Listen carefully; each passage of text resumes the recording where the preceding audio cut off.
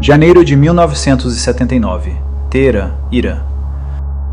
Um avião decola do aeroporto imperial. A bordo, o Shah Mohammad Reza Pahlavi, o imperador do Irã, e sua família. Do lado de fora, milhões de iranianos celebravam nas ruas. Para eles, a partida do Shah era uma vitória. O fim de décadas de monarquia, o começo de uma nova era. Para a mulher sentada ao lado do Shah naquele avião, era outra coisa completamente diferente.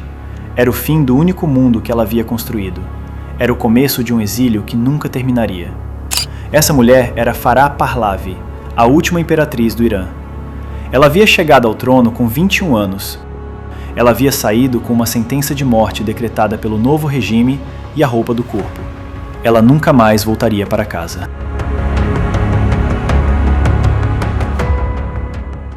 Para entender a história de Farah Pahlavi, você precisa entender o Irã que ela conheceu, um país completamente diferente do que existe hoje. Antes de 1979, o Irã era governado pela dinastia Pahlavi. O Shah Mohammad Reza Pahlavi, pai de Farah e governante do país, havia herdado o trono do próprio pai em 1941 e conduzia o Irã por um caminho de modernização e aproximação com o Ocidente. O Irã daquela época era um lugar que poucos reconheceriam hoje. Mulheres estudavam em universidades, usavam roupas ocidentais nas ruas de Teherã, trabalhavam em posições de destaque no governo e nos negócios. O país tinha uma das economias que mais cresciam no mundo, impulsionada pelo petróleo. Teherã era chamada de a Paris do Oriente Médio. O Shah tinha uma relação próxima com os Estados Unidos e com o Ocidente. Comprava armas americanas. Recebia presidentes em visita oficial. Era visto pelos americanos como o principal aliado na região. Mas por baixo dessa modernização, havia tensões profundas.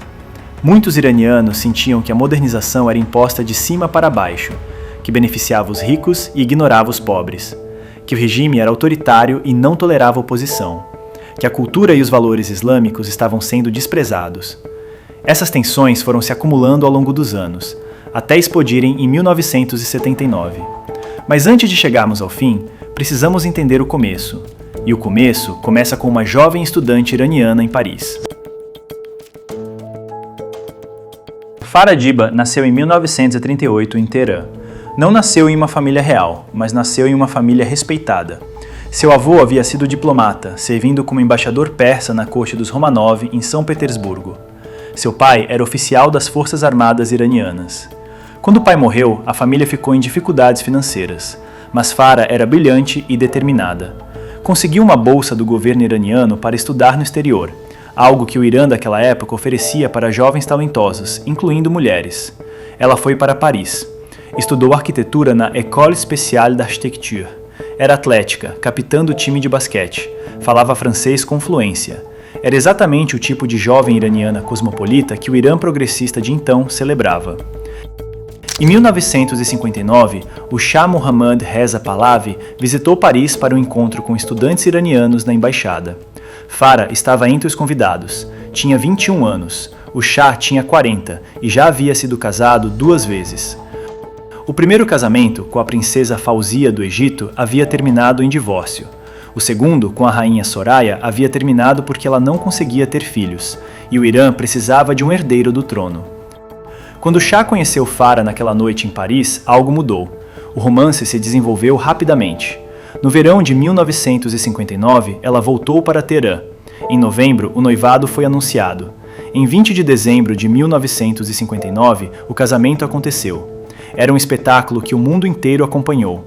O vestido de noiva foi desenhado por Yves Saint Laurent, então designer na casa Dior. A tiara de casamento foi encomendada ao famoso joalheiro americano Harry Winston, com 325 diamantes e pesando 2 quilos. O noivo estava de uniforme militar. A diferença de idade de quase 20 anos era visível nas fotos, mas ninguém duvidava de que aquilo era amor. O rei não estava se casando com uma princesa, Farah escreveu décadas depois em suas memórias. Ele havia se apaixonado por uma menina iraniana e, como nos contos de fadas, iria seguir seu coração. 1 ano depois do casamento, Farah deu ao Shah o que o país aguardava, um filho, o príncipe Reza Pahlavi. Em seguida veio a princesa Farah-Naz, depois o príncipe Ali Reza e, por último, em 1970, a princesa Leila. 4 filhos, uma família imperial completa. E a jovem estudante de arquitetura de Paris havia se tornado a imperatriz do Irã. Ninguém esperava que Farah Pahlavi se tornasse algo além de esposa e mãe imperial. O papel de uma rainha no Oriente Médio raramente ia além disso, mas Farah foi além.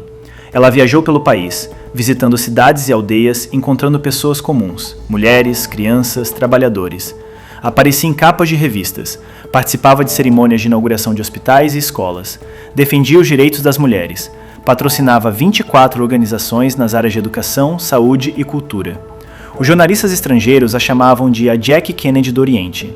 Ela tinha estilo impecável, falava vários idiomas e representava o Irã com uma elegância que o mundo ocidental admirava.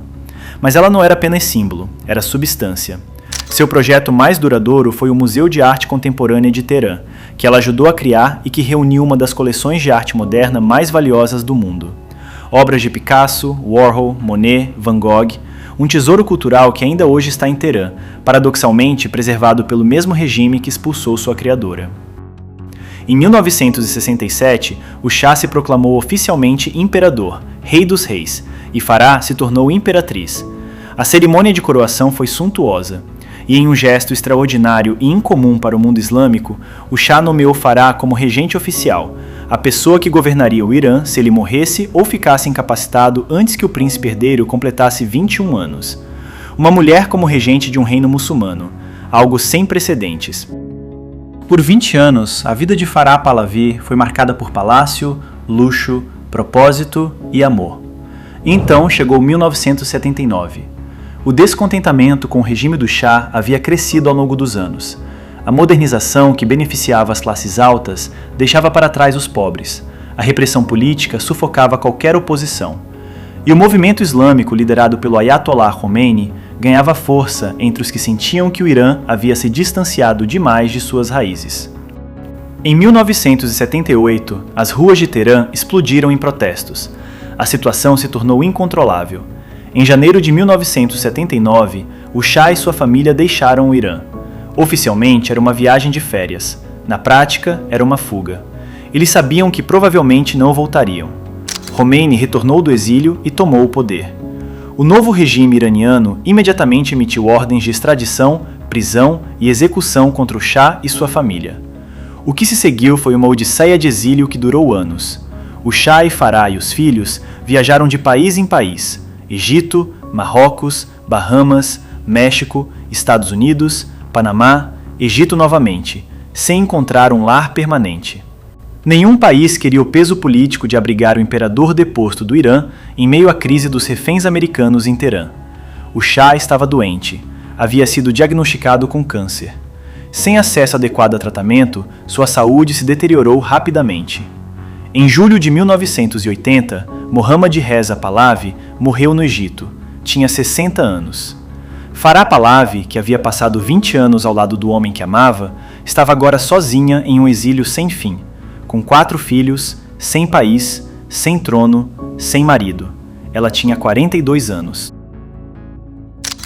Se perder o trono e o marido já seria suficiente para quebrar qualquer pessoa, o que Farah Pahlavi ainda enfrentaria nos anos seguintes desafiaria qualquer definição de dor.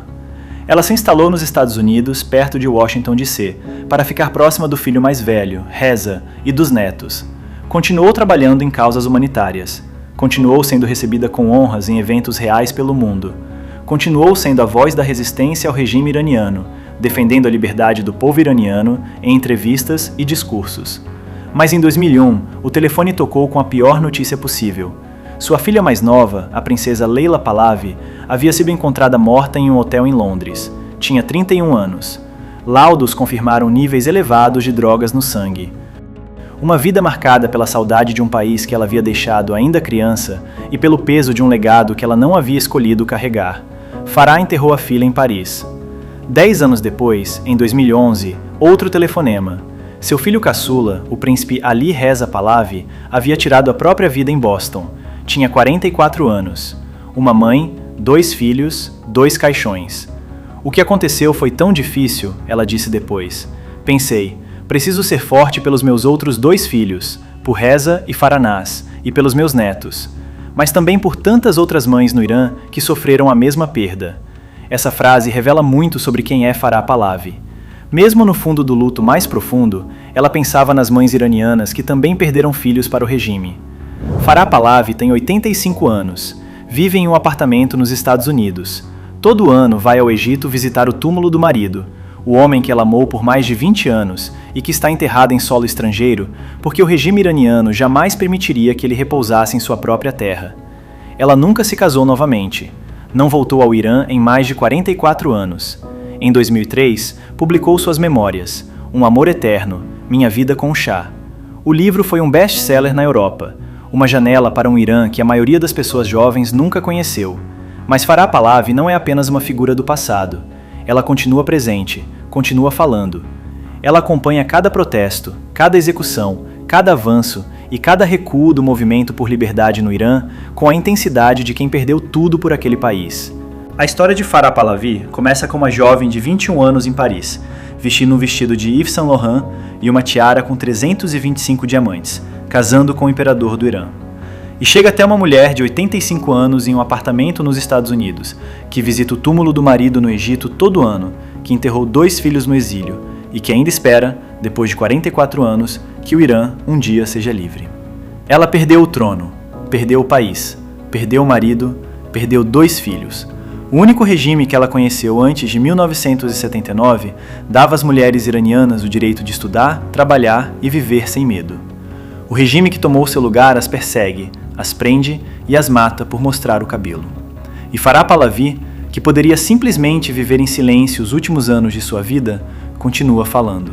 Continua lembrando o mundo do que o Irã foi e do que ele pode voltar a ser. Se você chegou até aqui, deixa nos comentários o que você achou dessa história. A inscrição no canal e o sininho garantem que você não perca nenhum vídeo.